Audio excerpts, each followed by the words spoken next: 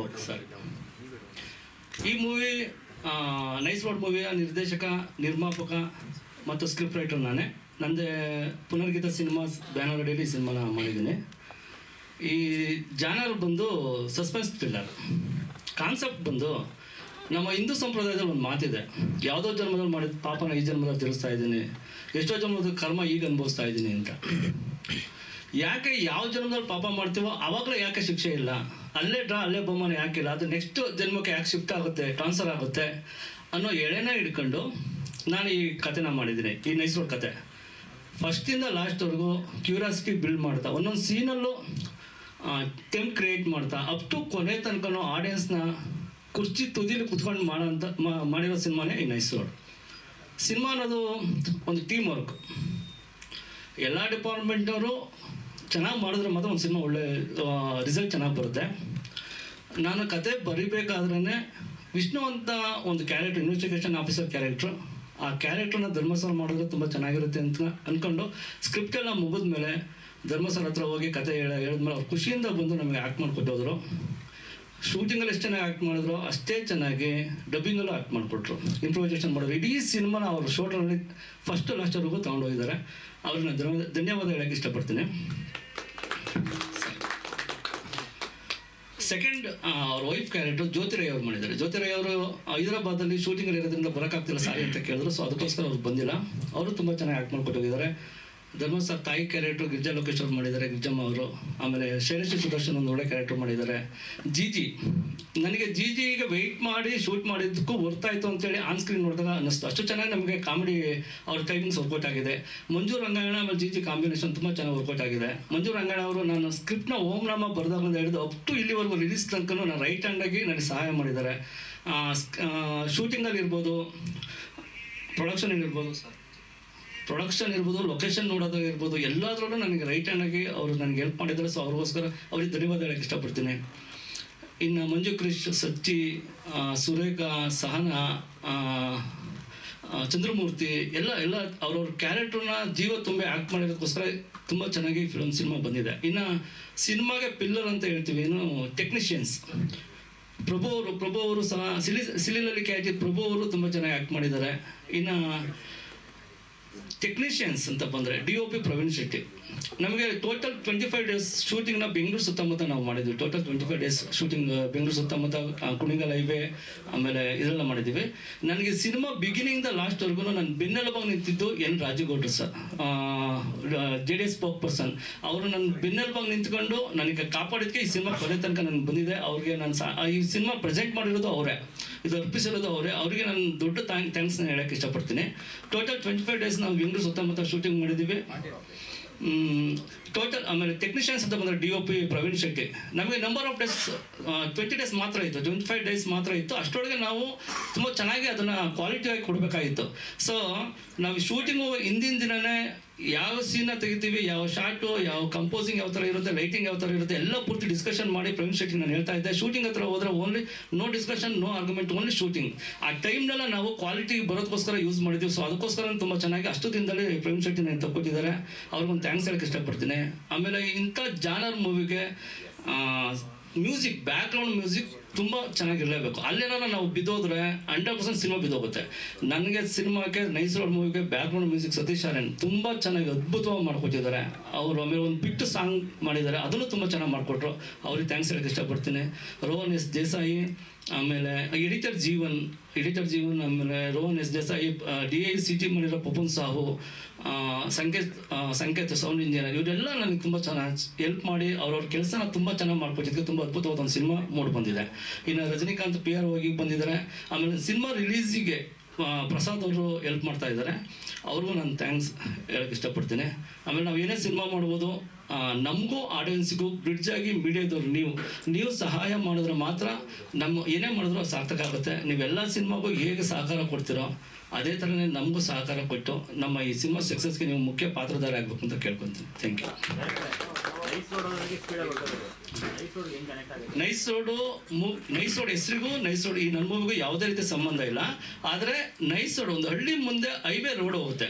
ಆ highway road ನೋಡಿ ಆ ಹಳ್ಳಿ ಜನಗಳು ಎಷ್ಟು ಚೆನ್ನಾಗೈತೆ ರೋಡು, ನೈಸ್ ಆಗೈತೆ ಅಂತ ಹೇಳೋಕೆ ಸ್ಟಾರ್ಟ್ ಆಗಿ ಲಾಸ್ಟ್ಗೆ ಆ ರೋಡಿಗೆ ಅಡ್ರೆಸ್ ಥರ ಅವರು ಹಳ್ಳಿಲಿ ಹೋಗೋ ಒಂದು ರೋಡಿಗೆ ಪರ್ಟಿಕ್ಯುಲರ್ ಆ ಏರಿಯಾಕ್ಕೆ ನೈಸ್ ರೋಡ್ ಅಂತ ಅವ್ರು ಅಡ್ರೆಸ್ ಇಟ್ಟಿರ್ತಾರೆ. ಸೊ ಅಷ್ಟೇ ಸಂಬಂಧ.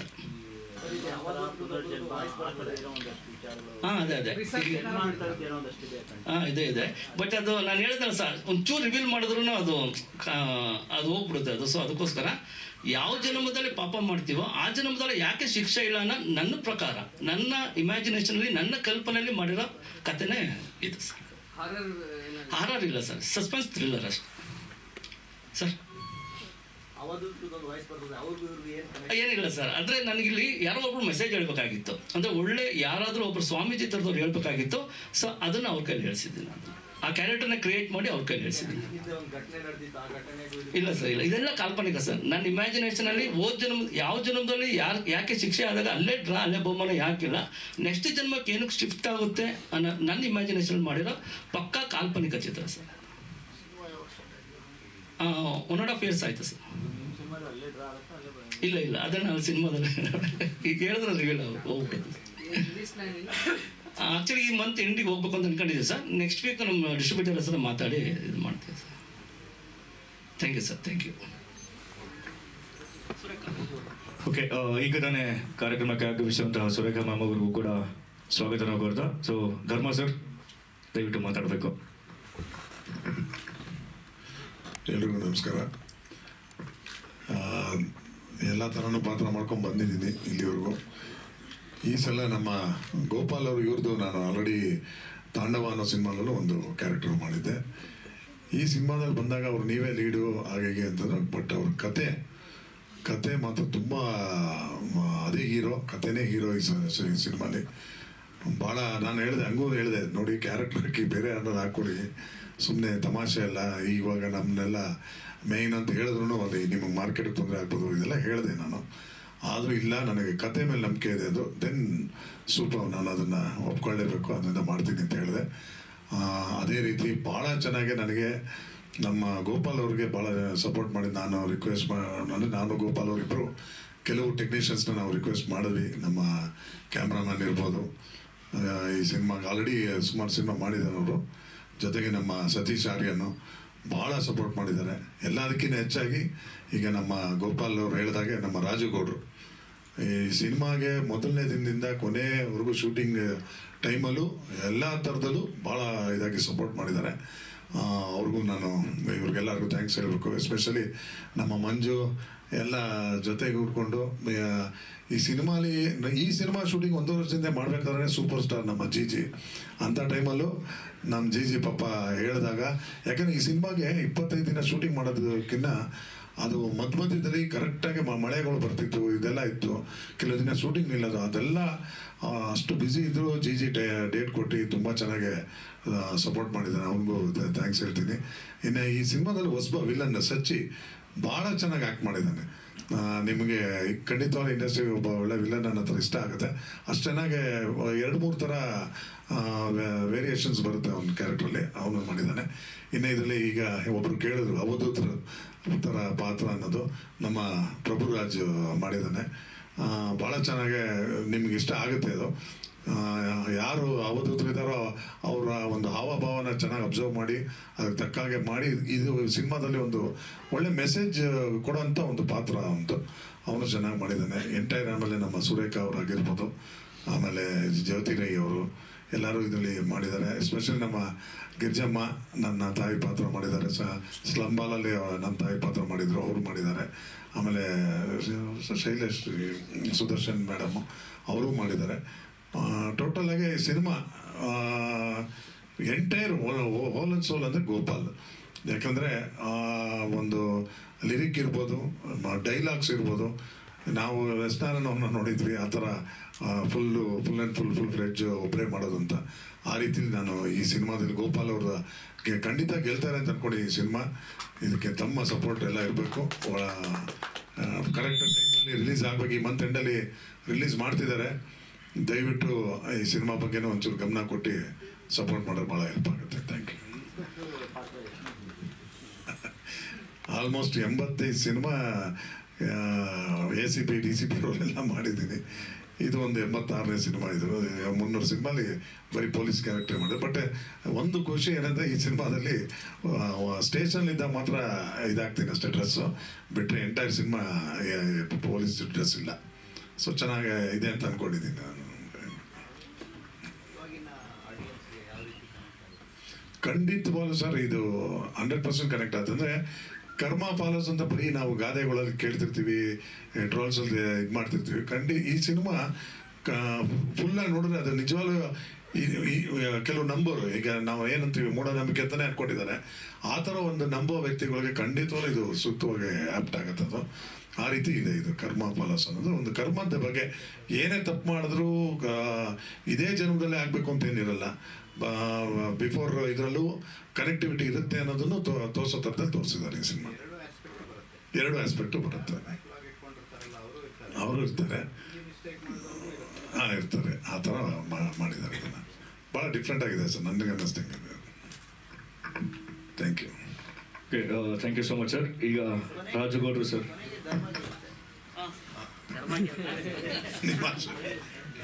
ಓಕೆ, ರಾಜುಗೌಡ್ರು ಸರ್ ಮಾತಾಡಬೇಕು ಅಂತ ಕೇಳ್ಕೊತಾ ಇದ್ದೀನಿ. ಎಲ್ಲ ಪತ್ರಕರ್ತ ಮಿತ್ರರಿಗೆ ಸ್ವಾಗತ. ನಿಜವಾಗ್ಲೂ ಒಂದು ಅತ್ಯದ್ಭುತವಾದ ಒಂದು ವಿಚಾರನ ಸಮಾಜಕ್ಕೆ ಕೊಡೋಕೆ ಹೊರಟಂಥ ಗೋಪಾಲ್ ಮತ್ತು ಟೀಮ್. ಸತೀಶ್ ಆರ್ಯನ್ ನನಗೆ ಸುಮಾರು ಒಂದು 15-20 ವರ್ಷದ ಸ್ನೇಹಿತರು. ಸತೀಶ್ ಆರ್ಯನು ಗೋಪಾಲ್ ಒಂದಿನ ಬಂದರು, ಸರ್ ಹಿಂಗೊಂದು ಸಿನಿಮಾ ಮಾಡ್ತಾ ಇದ್ದೀವಿ, ನಿಮ್ಮ ಸಹಕಾರ ಬೇಕು ಅಂದರು.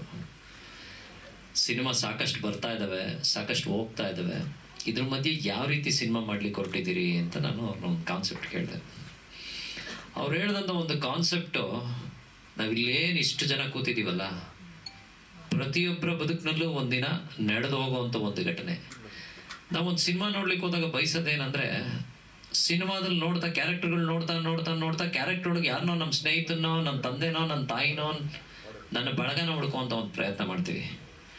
ಖಂಡಿತವಾಗ್ಲೂ ಆ ಹುಡುಕುವಂಥ ಪ್ರಯತ್ನದಲ್ಲಿ ನಿಮಗೆ ಸಹಕಾರ ಸಿಗುತ್ತೆ. ನೀವು ಹುಡುಕ್ತಂಥ ಒಂದು ಕ್ಯಾರೆಕ್ಟ್ರು ಆ ಸಿನಿಮಾದಲ್ಲಿ ಕಂಡೇ ಕಾಣುತ್ತೆ, ನಿಮ್ಮ ಮನಸ್ಸಿಗೆ ಇಷ್ಟ ಆಗುತ್ತೆ ಅಂತ ನಾನು ಹೇಳಲಿಕ್ಕೆ ಇಚ್ಛೆ ಪಡ್ತಾ ಇದ್ದೀನಿ. ಯಾಕೆಂದರೆ ಆ ಸಿನಿಮಾ ಅಂದಿದ ತಕ್ಷಣ ಪ್ರತಿಯೊಬ್ಬರು ಜೀವನದಲ್ಲಿ ತಪ್ಪು ಮಾಡದೇ ಇರೋರು ಯಾರೂ ಇಲ್ಲ. ಗಾಂಧೀಜಿಯವರು ಕೂಡ ಎಲ್ಲ ಒಂದು ಕಡೆ ಹೇಳ್ತಾರೆ, ನಾನು ಮಾಡಿದ ತಪ್ಪಿಗೆ ನಾನು ಶಿಕ್ಷೆ ಅನುಭವಿಸಿದ್ದೀನಿ ಅಂತ. ಸೊ ಹಾಗಿದ್ದಾಗ ಅಂಥ ಒಂದು ತಪ್ಪುಗಳು ಗೊತ್ತಿದ್ದೇನೋ ಗೊತ್ತಿಲ್ಲದೇನೋ ಮಾಡಿರೋಂಥ ಒಂದು ತಪ್ಪುಗಳನ್ನ ಒಂದು ತಿದ್ದುಕೊಳ್ಳಲಿಕ್ಕೆ, ಮತ್ತು ಇವತ್ತು ಕಮರ್ಷಿಯಲ್ ಯುಗ, ನಾವೊಂದು ಸಿನಿಮಾ ಅಂದಿದ ತಕ್ಷಣ ಬೇರೆ ಬೇರೆ ಆಯಾಮಗಳನ್ನ ನೋಡೋಕ್ಕೆ ಪ್ರಯತ್ನ ಮಾಡ್ತೀವಿ. ಆದರೆ ಬದುಕಿನ ಆಯಾಮನ ಕಟ್ಕೊಡೋವಂಥ ಒಂದು ಸಿನಿಮಾ ತುಂಬ ಅದ್ಭುತವಾಗಿ ಮೂಡಿ ಬಂದಿದೆ. ಇಲ್ಲಿರೋವಂಥ ಕ್ಯಾರೆಕ್ಟರ್ಗಳು ಯಾವ ರೀತಿ ಇದ್ದಾವೆ ಅಂದರೆ, ಬಹುಶಃ ಅವರು ನನ್ನ ಕಣ್ಣಿಗೆ ಯಾವತ್ತು ಸಿನಿಮಾ ನೋಡಿದ ಕ್ಯಾರೆಕ್ಟರ್ಗಳು ಅಂತ ಕಾಣಲೇ ಇಲ್ಲ. ಕ್ಯಾರೆಕ್ಟರ್ಗಳೆಲ್ಲ ಅಲ್ಲಿ ನಡೆದಂಥ ನಿಜ ಘಟನೆಗಳು ಅನ್ನೋ ರೀತಿ ಸಿನಿಮಾದಲ್ಲಿ ಬಿಂಬಿಸ್ಬಿಟ್ರು. ರವಿ ಕಿಶೋರ್ ಅವರಂತೂ ಎಕ್ಸ್ಟ್ರಾಡಿನರಿ 1-2 ಹೆಜ್ಜೆ ಮುಂದೆ ಹೋಗ್ಬಿಡ್ತಾರೆ.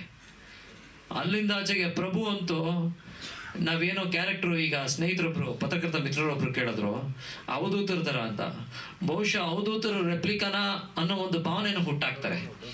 ಅಲ್ಲಿಂದ ಆಚೆಗೆ ಮ್ಯೂಸಿಕ್ ವಿಚಾರಕ್ಕೆ ಬಂದ್ರಂತೂ ಬಹುಶಃ ತಾಳ ಮದ್ದಳೆ ಯಾವ ಮಟ್ಟಕ್ಕೆ ಕೊಡಬೇಕೋ ಆ ಮಟ್ಟಕ್ಕೆ ಕೊಟ್ಟಿದ್ದಾರೆ. ಬಹುಶಃ ಈ ಬಳಗದ ಜೊತೆಗೆ ನಾನು ನಿಂತಿದ್ದು ಎಲ್ಲೋ ಒಂದು ಕಡೆ ನನ್ನ ಬದುಕಿನ ಸಾರ್ಥಕತೆಯ ದಿನ ಅಂತ ನಾನು ಅನ್ಕೊತಾ ಇದ್ದೀನಿ. ಖಂಡಿತವಾಗ್ಲೂ ಒಂದು ಅತ್ಯದ್ಭುತವಾದ ಸಿನಿಮಾ ಬಂದಿದೆ. ಬಹುಶಃ ನೀವು ನೋಡಿ, ಪ್ರಮೋಷನ್ ಮಾಡಿ, ಒಂದಷ್ಟು ಜನಕ್ಕೆ ಕೊಡಿ, ಒಂದಷ್ಟು ಜನಕ್ಕೆ ಹೇಳಿ. ಅದ್ರ ಜೊತೆಗೆ ನಿಮ್ಮ ಸಹಕಾರ, ಪತ್ರಕರ್ತರ ಸಹಕಾರ ಖಂಡಿತವಾಗ್ಲೂ ಸಮಾಜದ ದ್ಯೋತಕ. ಇದು ಜಗತ್ತಿನ 4ನೇ ಅಂಗ ಅಂತ ಕರಿತೀವಿ. ಕಾರ್ಯಾಂಗ, ನ್ಯಾಯಾಂಗ ಇವನ್ನೆಲ್ಲ ಬಿಟ್ಟರೆ 4ನೇ ಅಂಗ ಸಮಾಜ. ದಾರಿ ತಪ್ಪಿದಾಗ ಆ ದಾರಿ ತಪ್ಪಿದ ಸಮಾಜನ ಸರಿದಾರಿಗೆ ತರುವಂಥ ಪತ್ರಕರ್ತರು ಅಂತ ಹೇಳ್ತೀವಿ. ಬಹುಶಃ ಈ ಸಿನಿಮಾದಲ್ಲಿರುವಂಥ ವಿಚಾರಗಳು ಬಹುಶಃ ಜನಕ್ಕೆ ತುಂಬ ಮನ್ಸಿಗೆ ಹತ್ರ ಆಗತ್ತೆ. ಹೆಚ್ಚಿನ ರೀತಿ ನಮಗೆ ಸಹಕಾರ ಮಾಡಿ ಈ ಬಳಗ ಇದೆಯಲ್ಲ, ಇನ್ನೂ ಒಳ್ಳೊಳ್ಳೆ ಸಿನಿಮಾಗಳನ್ನ, ಸಾಮಾಜಿಕ ಬದ್ಧತೆ ಇರುವಂಥ ಸಿನಿಮಾಗಳನ್ನ ಕೊಡಲಿಕ್ಕೆ ಒಂದು ಹೆಚ್ಚಿನ ರೀತಿ ಪ್ರೋತ್ಸಾಹ ಮಾಡಿ ಅಂತ ಕೇಳ್ಕೊಂತ ನಿಮ್ಮೆಲ್ಲರಿಗೂ ತುಂಬ ಹೃದಯದ ಧನ್ಯವಾದ ಹೇಳ್ತಾ ಇದ್ದೀನಿ. ಸಾರಿ, ನಮ್ಮ ರವಿಕಿಶನ್ ಅವ್ರ ಬಗ್ಗೆ ನಾನು ಹೇಳಲಿಲ್ಲ. ಆ್ಯಂಡ್ ಅವರ ಪಕ್ಕ ಅವರು ಅಷ್ಟೇ, ಅವರು ಡಬಲ್ ಆ್ಯಕ್ಟಿಂಗ್ ಭಾಳ ಚೆನ್ನಾಗಿ ಮಾಡಿದ್ದಾರೆ. ಅವರ ನಮ್ಮ ರವಿಕಿಶೋರ್ ಪಕ್ಕ ಅವರು. ರವಿಕಿಶೋರ್ ಅವರು ಆಲ್ರೆಡಿ ನಿಮಗೆಲ್ಲರಿಗೂ ಚೆನ್ನಾಗಿ ಗೊತ್ತು, ಒಳ್ಳೆ ರೈಟ್ರು, ಒಳ್ಳೆ ಇದು. ಅದು ಈ ಸಿನಿಮಾದಲ್ಲಿ ಅವ್ರ ಕಣ್ಣೇ ಭಾಳ ಅಟ್ರಾಕ್ಟಿವ್ ಇದು ಸಬ್ಜೆಕ್ಟ್ಗೆ. ಅದು ಭಾಳ ಸಿನಿಮಾ ನೋಡಿದಾಗ ಗೊತ್ತಾಗುತ್ತೆ. ಅವರು ಅದಕ್ಕೆ ಎಲ್ಲರೂ ಪ್ರತಿಯೊಬ್ಬರೂ ಜೀವ ತುಂಬಿದ್ದಾರೆ ಈ ಸಿನಿಮಾದಲ್ಲಿ. ನನಗಂತೂ ಹಾಗೆ ಅನಿಸಿದೆ, ನೀವು ನೋಡಿದ್ರೆ ನಿಮಗೂ ಅನಿಸುತ್ತೆ ಅನ್ನೋ ನಂಬಿಕೆ ಇದೆ. ಕೊಟ್ಟೆ. Thank you so much sir. Prabhu sir ಒಂದೆರಡು ಮಾತಾಡಬೇಕು ಅಂತ ಕೇಳ್ಕೊತಾ ಇದ್ದೀನಿ. ಪ್ರಭು ಸರ್. ಸರ್, ನನಗೆ ಇದ್ರ ಬಗ್ಗೆ ಅಂದರೆ ಸಿನಿಮಾ ಇವಾಗ ಟ್ರೀಸರ್ ಅಷ್ಟು ನೋಡಿರೋದು ಮತ್ತು ಟ್ರೇಲರ್ ನೋಡಿರೋದು, ಇನ್ ಬಿಟ್ವೀನ್ ಇದ್ರಲ್ಲಿ ವರ್ಕ್ ಮಾಡ್ಬೇಕಾದ್ರೆ ನಾನು ಇರಲಿಲ್ಲ. ಬಟ್ ಇದರಲ್ಲಿ ಕರ್ಮ ಬಗ್ಗೆ ಹೇಳಿದರೆ, ಕರ್ಮ ಬಗ್ಗೆ ನಾನು ತಿಳ್ಕೊಂಡಿರೋ ಪ್ರಕಾರ karma never leaves if you are homeless. ಅಂದರೆ ಮನೆ ಅಡ್ರೆಸ್ ಇಲ್ದಲೇ ಇದ್ರೂ ಕೂಡ ಕರ್ಮ ಹುಡ್ಕೊಂಬರುತ್ತೆ. ಮನೆ ಇಲ್ಲ ಅಂದ್ರೂ ಕೂಡ ಆ ಕರ್ಮ ಅನ್ನೋದು ಫಾಲೋ ಮಾಡೇ ಮಾಡುತ್ತೆ. ಇದಂತೂ ಸತ್ಯ. ಇದು ನನ್ನ ಜೀವನದಲ್ಲಿ ತುಂಬ ಹತ್ರವಾಗಿ ಅನುಭವಿಸಿದ್ದೀನಿ. ಇದ್ರ ಬಗ್ಗೆ ಮುಂದಿನ ದಿನಗಳಲ್ಲಿ ಗೊತ್ತಾಗ್ಬೋದು. ನೋಡೋಣ sir. Thank you so much sir. Satish Aryans ಅವರು ಒಂದೆರಡು ಮಾತಾಡಬೇಕು ಅಂತ ಕೇಳ್ಕೊತಾ ಇದ್ದೀನಿ. ನಮ್ಮ ಮ್ಯೂಸಿಕ್ ಡೈರೆಕ್ಟರ್. ಎಲ್ಲ ಸ್ನೇಹಿತರಿಗೂ ನಮಸ್ಕಾರ. ಮೊದಲನೇದಾಗಿ ಈ ತಂಡದಕ್ಕೆ ನಮ್ಮ ನಿರ್ದೇಶಕರು ಮತ್ತು ನಿರ್ಮಾಪಕರಾದಂತಹ ಗೋಪಾಲ್ ಸರ್ಗೆ ಹಾಗೂ ನಮ್ಮ ರಾಜಗೌಡರು ಸರ್ಗೆ, ಧರ್ಮ ಸರ್ಗೆ ನಾನು ಥ್ಯಾಂಕ್ಸ್ ಅಂತ ಹೇಳ್ತೀನಿ. ಯಾಕೆಂದರೆ ಈ ಸಿನಿಮಾಗೆ ಧರ್ಮ ಸರ್ ಇದ್ದಾರೆ ಮತ್ತು ಗೋಪಾಲ್ ಸರ್ ಇದ್ದಾರೆ. ಅವರು ಯಾರನ್ನು ಬೇಕಾದರೂ ಮ್ಯೂಸಿಕ್ ಧರ್ಮ ಸರ್ ಹೇಳಿದರೆ ಯಾರನ್ನು ಬೇಕಾದ್ರೂ ಹಾಕ್ಬೋದಾಗಿತ್ತು.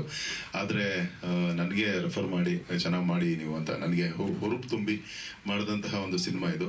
ಸಿನಿಮಾದಲ್ಲಿ ಹಾಡುಗಳು ಇರಲಿಲ್ಲ ಫಸ್ಟು. ಹಾಡುಗಳು ವಿತೌಟ್ ಫಸ್ಟು ನಾವು ತಾಂಡವ ಅಂತ ಒಂದು ಪಿಕ್ಚರ್ ಮಾಡೋದು, ಅದರಲ್ಲಿ ಹಾಡು ಮಾಡಿದ್ರು ಸರ್. ಈ ಸಿನಿಮಾದಲ್ಲಿ ಹಾಡಿಲ್ಲದೆ ಮಾಡೋಣ ಅಂತ ಹೇಳಿ ಶುರು ಮಾಡಿದಂತಹ ಪಿಕ್ಚರು ತುಂಬ ಅದ್ಭುತವಾಗಿತ್ತು. ತುಂಬ ಚಾಲೆಂಜಿಂಗ್ ಆಗಿತ್ತು. ಇದು ಆರ್ ಮಾಡಬೇಕಂದ್ರೆ ಏನು ತುಂಬ ಒಂದೊಂದ್ಸಲಿ ಬ್ಲ್ಯಾಂಕ್ ಆಗಿ ಹೋಗ್ತಾ ಇದ್ದೆ ನಾನು. ಏನು ಮಾಡೋಣ, ಹೇಗೆ ಮಾಡಬೇಕು ಅಂತಲೂ ಗೊತ್ತಾಗ್ತಿರ್ಲಿಲ್ಲ. ಯಾಕೆಂದರೆ ಸಿನಿಮಾ ಆ ಲೆವೆಲ್ಗೆ ಟ್ವಿಸ್ಟು ಆ್ಯಂಡ್ ಅಂಥ ಸನ್ನಿವೇಶಗಳು ಚಿತ್ರೀಕರಿಸಿದ್ದಾರೆ. ಮೊದಲೇ ಡೈರೆಕ್ಟರ್ ಸರ್ ಆಗಲೇ ಹೇಳಿದಂಗೆ ಸಿನಿಮಾ ಬಗ್ಗೆ ಮನುಷ್ಯನ ಜೀವನದಲ್ಲಿ ನಡೆಯುವಂತಹ ಹಲವಾರು ಘಟನೆಗಳನ್ನ ಇಟ್ಕೊಂಡು ಸಿನಿಮಾ ಮಾಡಿದ್ದೀವಿ.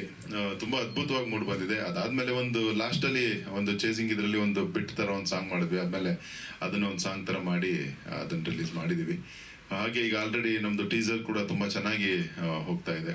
ಈ ಸಿನಿಮಾಗೆ ತಮ್ಮೆಲ್ಲರ ಸಪೋರ್ಟ್ ಮತ್ತು ಆಶೀರ್ವಾದ ಬೇಕು ಅಂತ ನಾನು ಕೇಳ್ತೀನಿ. Thank you very much. Thank you so much sir. ನಮ್ಮ ಮಂಜು ರಂಗಣ್ಣ ಅವರು ಮಾತಾಡಬೇಕಂತ ಕೇಳ್ಕೊತಾ ಇದ್ದೀನಿ. ಎಲ್ಲರಿಗೂ ನಮಸ್ಕಾರ. ನಾವು ಗೋಪಾಲು ರೂಮ್ಮೇಟು, ಒಟ್ಟಿಗೆ ರೈಟ್ರ್ ಆಗಿದ್ದು. ಹಾಗೆ ಹೋಗ್ಬೇಕಾದ್ರೆ ಅವರು 2 ಸಿನಿಮಾ ಮಾಡಿದ್ರು, ನಾನು 2 ಸಿನಿಮಾ ಡೈರೆಕ್ಷನ್ ಮಾಡಿದೆ. ಜೊತೆಲಿದ್ವಲ್ಲ, ತುಂಬ ಕತೆ ಅದ್ಭುತವಾಗಿತ್ತು. ಹಾಗೆ ಜೊತೆಲಿ ಬನ್ನಿ ವರ್ಕ್ ಮಾಡೋಣ ಅಂತ ಕರೆದಾಗ ಕತೆ ಚೆನ್ನಾಗಿರೋದ್ರಿಂದ ವರ್ಕ್ ಮಾಡಿ ಜೊತೆಗೊಂದು ಸಣ್ಣ ಪಾತ್ರ ಮಾಡಿದ್ದೇನೆ. ಸಿನಿಮಾ ತುಂಬ ಅದ್ಭುತವಾಗಿದೆ. ಜಿ ಆಗಲಿ, ಮಂಜು ಕ್ರಿಸ್ ಆಗಲಿ, ನಮ್ಮ ಚಂದ್ರಮೂರ್ತಿ ಅವರಾಗಲಿ ಎಲ್ಲರೂ ಸಪೋರ್ಟ್ ಮಾಡಿದ್ದಾರೆ. ಹಾಗಾಗಿ ಎಲ್ಲರಿಗೂ ಥ್ಯಾಂಕ್ಸ್ ಹೇಳ್ತೀನಿ. Okay, thank you so much sir. ಯಾವಾಗಲೂ ಹೀಗೆ ಜೊತೆಲಿದೆ ಅಂತ ಹೇಳ್ತಾ ಜಿ ಅವರು ಒಂದೆರಡು ಮಾತಾಡಬೇಕು ಅಂತ ಕೇಳ್ಕೊತಾ ಇದ್ದೀನಿ. ವೇದಿಕೆ ಗಣ್ಯರಿಗೆ ಹಾಗೂ ಪತ್ರಿಕಾ ಮಾರ್ಗದರ್ಶಕರಿಗೆ ಪ್ರಣಾಮಗಳು. ಸೊ ಮಾತಾಡ್ತಾ ಡೈರೆಕ್ಟರ್ ಸರ್ ಹೇಳಿದರು, ಮತ್ತು ಧರ್ಮಣ್ಣ ಹೇಳಿದರು, ಜಿ ತುಂಬ ಬ್ಯುಸಿ ಇದ್ದರು ಬಂದ್ ಮಾಡಿಕೊಟ್ರು, ತುಂಬ ಬ್ಯುಸಿ ಇದ್ದರು ಬಂದ್ ಮಾಡಿಕೊಟ್ರು ಅಂತ. ದಯವಿಟ್ಟು ಅವ್ರ ಬಾಯಾರಿಕೆಯಿಂದ ನಾನು ಮುಂದೆ ಹಂಗೆ ಎದ್ದು ಬಿಡಲಿ ಅಂತ ಬೇಡ್ಕೊತಾ ಇದ್ದೀನಿ, ಯಾವಾಗಲೂ ಬ್ಯುಸಿ ಇರಲಿ ಅಂತ. ಹಾಗೆ ಧರ್ಮಣ್ಣ ಹೇಳಿದರು ಮಾತಾಡ್ತಾ, ಸೂಪರ್ ಸ್ಟಾರು ಅಂತ ಹೇಳ್ಬಿಟ್ಟು. ಅದು ಎದುರುಗಡೆ ಒಬ್ಬ ಚಿಕ್ಕ ಕಲಾವಿದನಿಗೂ ಸೂಪರ್ ಸ್ಟಾರ್ ಅಂತ ಒಂದು ಬೆಲೆ ಕೊಡುವಂಥ ಒಂದು ಗೌರವಾನ್ವಿತಕ್ಕಂಥ ಹೃದಯ ಇದೆಯಲ್ಲ, ಅದು ಅವ್ರ ದೊಡ್ಡ ಗುಣನೇ ಹೊರತು ಎದುರುಗಡೆ ಇರೋರು ನಾವುಗಳು ಸೂಪರ್ ಸ್ಟಾರ್ ಅಲ್ಲ ಅದು. ಸೊ ಅವ್ರು ಯಾವತ್ತೂ ಆ ಗುಣದಲ್ಲಿ ಸೂಪರ್ ಸ್ಟಾರ್ ಆಗಿರ್ತಾರೆ. ಸೊ ಹಾಗಾಗಿ ನಾನು ಅವ್ರಿಗೆ ಕೃತಜ್ಞತೆ ಹೇಳೋದಕ್ಕೆ ಇಷ್ಟಪಡ್ತೀನಿ. ಯಾಕಂದರೆ ಅವ್ರ ಜೊತೆ ಮಾಡುವಾಗ ಹಿರಿಯ ಕಲಾವಿದರಾಗಿರ್ತಕ್ಕಂಥ ಇವರು ರವಿಕಿಶೋರ್ ಸರ್ ಇರ್ಬೋದು, ಆಮೇಲೆ ಎಲ್ಲ ಕಲಾವಿದರು ಇರ್ಬೋದು, ಎಷ್ಟು ಚೆನ್ನಾಗಿ ನಮ್ಮನ್ನು ಮೆಂಡ್ ಮಾಡಿ, ಜೊತೆಗೆ ನಾವು ಕೂಡ ನಿಮ್ಮಂತೆಯೇ ಕಲಾವಿದರಪ್ಪ ಮಾಡಿ ಅಂತ ಏನಾದರೂ ನಾವು ಹೇಳಿದರೆ ಅಥವಾ ಹೇಳದೇ ಇದ್ರೂ ಕೂಡ ಏನಾದರೂ ಹೇಳಿ ಅಂತ ನಮಗೆ ಪ್ರೋತ್ಸಾಹ ಮಾಡಿ ಏನಾದರೂ ಇಂಪ್ರೂವೈಸೇಷನ್ ಮಾಡೋದಕ್ಕೆ ಅವಕಾಶ ಮಾಡಿಕೊಟ್ಟು ಈ ಸಿನಿಮಾದಲ್ಲಿ ಮಾಡೋದಕ್ಕೆ ಅವಕಾಶ ಮಾಡಿಕೊಟ್ಟಿದ್ದಾರೆ. ಸೊ ಸರ್ ಕೇಳ್ತಾ ಇದ್ರು ಟ್ರೈಲರ್ ನೋಡಿದ ತಕ್ಷಣ ಜಗದೀಶ್ ಸರ್. ಸೊ 1-2 ನಿಮಿಷದಲ್ಲಿ ಏನಪ್ಪ ಮನುಷ್ಯನ ಜೀವನ ಹಿಂಗೆ ಪ್ಲೇಟ್ ತಿರುವಾಗಿ ಬಿಡಿದಾರಲ್ಲ ಅಂತ ಹೇಳ್ಬಿಟ್ಟು. ಅಂದರೆ ಇಡೀ ಟ್ರೈಲರನ್ನು ನೋಡಿದಾಗ ಒಂದು ವಿಷಯ ನಮಗೆ ಮಂದಟ್ಟಾಗುತ್ತೆ. ಸೊ ಒಂದು ಏನೋ ವಿಷಯ ಹೇಳಕ್ಕೆ ಹೊರಟಿದ್ದಾರೆ ಅಂತ. ಇಡೀ ಸಿನಿಮಾದ ಆಶಯ ಅದೇ ಆಗಿರುತ್ತೆ. ನಾವು ಇಡೀ ಸಿನಿಮಾವನ್ನು ನೋಡಿದಾಗ ಏನಾದರೂ ಒಂದು ಮನುಷ್ಯನಿಗೆ ತಟ್ಟಬೇಕು, ನೋಡಿದವ್ರಿಗೆ ತಟ್ಟಬೇಕು, ಆಗಲೇ ಥಿಯೇಟ್ರಿಗೆ ಬರೋದಕ್ಕೆ ಸಾಧ್ಯತೆ ಅಂತ. ಸೊ ಸಿನಿಮಾದ ಮೂಲಕನೇ ಯಾಕೆ ಮೆಸೇಜ್ ಹೇಳಬೇಕು ಅಂದರೆ ಅದು ಎಂಟರ್ಟೈನಿಂಗ್ ಆಗಿರುತ್ತೆ, ನೋಡ್ತಾ ನೋಡ್ತಾ ಖುಷಿ ಪಡ್ತಾನೆ ಏನೋ ಒಂದು ತಿಳ್ಕೊಳ್ತೀವಿ ಅನ್ನೋ ಉದ್ದೇಶ ಇಟ್ಕೊಂಡು ಸಿನಿಮಾ ಮಾಡಿದ್ದಾರೆ. ಸಿನಿಮಾ ನೀವೆಲ್ಲ ಟ್ರೈಲರ್ ನೋಡಿದ್ರಿ, ಖುಷಿ ಪಟ್ಟಿದ್ದೀರಿ. ಸೊ ನನಗೂ ಕೂಡ ಒಂದು ಒಳ್ಳೆ ಪಾತ್ರ ಕೊಟ್ಟಿದ್ದಾರೆ. ಸೊ ನಾನು ಕೂಡ ಚೆನ್ನಾಗಿ ಮಾಡಿದ್ದೀನಿ ಅಂತ ಹೇಳಿದರು. ಯಾಕಂದರೆ ಫಸ್ಟ್ ರಿಯಾಕ್ಷನ್ನೇ ಟೆಕ್ನಿಷಿಯನ್ಸ್ಗೆ ಇಷ್ಟ ಆಗಬೇಕು ನಾವು ಮಾಡಿರೋದು, ಚೆನ್ನಾಗಿ ಮಾಡಿದ್ದೀರಿ ಅಂತ ಹೇಳ್ಬಿಟ್ಟು. ಪ್ರೇಕ್ಷಕರು ನಂತರ ಹೋಗುತ್ತೆ. ಸೊ ಡೈರೆಕ್ಟ್ರಿಗೆ ಖುಷಿಯಾಗಿದೆ, ಮ್ಯೂಸಿಕ್ ಡೈರೆಕ್ಟ್ರಿಗೆ ಖುಷಿಯಾಗಿದೆ, ಕ್ಯಾಮ್ರಾಮನ್ನಿಗೆ ಖುಷಿಯಾಗಿದೆ. ಸೊ ಇವರೆಲ್ಲ ಖುಷಿ ಪಟ್ಟಿದ್ದಾರೆ ಅಂದಮೇಲೆ ನನಗೂ ಕೂಡ ಖುಷಿ ಆಗ್ತಾಯಿದೆ. ಯಾಕಂದರೆ ನನಗೆ ಒಂದು ಭರವಸೆ ಬಂದಿದೆ, ನಾನು ಚೆನ್ನಾಗಿ ಮಾಡಿದ್ದೀನಿ. ಕಾಮಿಡಿ ವರ್ಕೌಟ್ ಆಗಿದೆ ಅಂದ್ರಲ್ಲ, ಅಷ್ಟೇ ಸಾಕು ನನಗೆ. ಕಾಮಿಡಿ ವರ್ಕೌಟ್ ಆಗಿದೆ ಅಂದರೆ ನಾನು ಮಾಡಿರೋದಲ್ಲ. ಸೊ ಅವರು ಸ್ಕ್ರಿಪ್ಟಲ್ಲಿ ಏನು ಅಂದ್ಕೊಂಡಿದ್ರೋ ಇದನ್ನು ಮಾಡಿಸ್ಬೇಕು ಅಂತ ಅದನ್ನು ತೆರೆ ಮೇಲೆ ತರೋದಕ್ಕೆ ಸಕ್ಸಸ್ ಆಗಿದ್ದಾರೆ ಅಂತ ಅನ್ಕೋತಾ ಇದ್ದೀನಿ. ಸೊ ಇಡೀ ಸಿನಿಮಾ ಇವುಗಳು ಎಲ್ಲ ನೋಡಿದಾಗೆ ಕರ್ಮ ಮತ್ತು ಧರ್ಮದ ಮೇಲೆ ನಿಂತಿದೆ. ಇಡೀ ಸಿನಿಮಾದ ಕಂಟೆಂಟು ಧರ್ಮ. ಹಾಗಾಗಿ ಈ ಧರ್ಮ ಜನಗಳಿಗೆ ಯಾವತ್ತೂ ಹತ್ರ ಆಗುತ್ತೆ ಅನ್ನೋದು ಹೇಳೋಕ್ಕೆ ಇಷ್ಟಪಡ್ತೀನಿ. ಈ ಸಿನಿಮಾದಲ್ಲಿ ನಾನು ಒಂದು ಭಾಗ ಆಗಿದ್ದು ಭಾಳ ಖುಷಿ. ಸೊ ಇದನ್ನು ಈಗ ಪ್ರೇಕ್ಷಕರ ಮತ್ತು ಪ್ರೇಕ್ಷಕ ತಂದೆ ತಾಯಿಗಳ ಮಡಿಲಿಗೆ ಹಾಕ್ತಾಯಿದ್ವಿ, ಅವ್ರಿಗೆ ಬಿಟ್ಟ ವಿಚಾರ. ಧನ್ಯವಾದ, ಖುಷಿ ಆಯಿತು. Thank you so much GG ಅವರೇ. ಹಾಗೂ ಈ ಸಿನಿಮಾ ಇಷ್ಟು ಸುಂದರವಾಗಿ ಸೆರೆ ಹಿಡಿದಿರುವಂತಹ ನಮ್ಮ DOP ಪ್ರವೀಣ್ ಶೆಟ್ಟಿ ಅವರು ಒಂದೆರಡು ಮಾತಾಡಬೇಕು. ನಾನು ನಾಚ್ಕೋಬಿಡಿ, ನಾನು ಇದೀನಿ ಪ್ರವೀಣ್ ಅವರೇ.